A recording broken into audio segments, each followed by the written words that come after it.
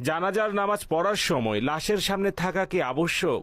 জি হ্যাঁ, লাশ সামনে থাকতে হবে। জানাজার নামাজ আদায়কারীর জন্য কি প্রত্যেক তাকবীর বলা আবশ্যক? জি হ্যাঁ, 4 ও তাকবীর ফরজ, এগুলো জানাজার নামাজের রুকন। অজু করতে গেলে জানাজার নামাজ ছুটে যাবে, এমতো অবস্থায় কি তায়াম্মুম করে জানাজার নামাজ আদায় করতে পারবে? গাইরে ওলির যদি জানাজার নামাজ ছুটে যাওয়ার আশঙ্কা হয় তবে তায়াম্মুম জায়েজ, ওলির জন্য নয়, কারণ মানুষ তার জন্য অপেক্ষা করবে। আর যদি লোকেরা তার অনুমতি ছাড়া পড়েও নেয় তবে সে পুনরায় পড়তে পারবে। ওলি দ্বারা উদ্দেশ্য হল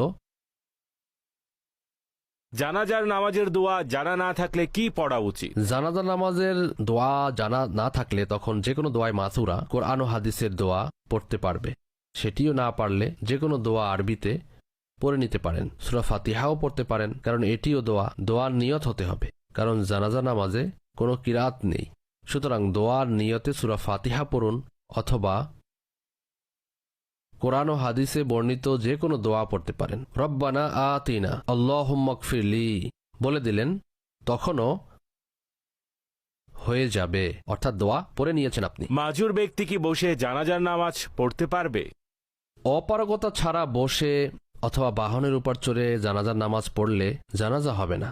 অবশ্য ওলি অথবা ইমাম অসুস্থ ছিল আর তিনি বসে পড়ান এবং মুক্তাদিরা দাঁড়িয়ে পড়ে, তবে হয়ে যাবে। জানাজার সাথে মহিলা 10 কদম হাঁটলে কি তার ইদ্যত শেষ হয়ে যাবে?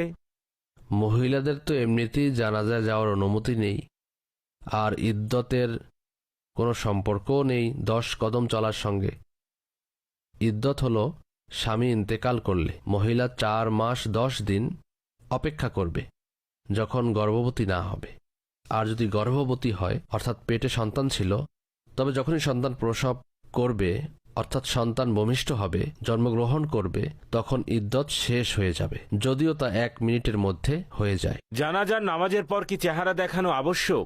না না, কোনো নিষেধ নেই। জানাজার সঙ্গে চলার সময় কি পড়া উচিত? পূর্বের মানুষ তো নীরব থেকেই শিক্ষা অর্জন করত। পরবর্তীতে যখন মানুষ গফলাতে পড়ে গেল, কথাবার্তায় ব্যস্ত হয়ে গেল, তখন আলিমগণ পরামর্শ দিলেন যে কালিমা পড়ুন, কিছু জিকির আজকার করুন, অন্যথায় দুনিয়াবি কথাবার্তায় ব্যস্ত থাকবেন।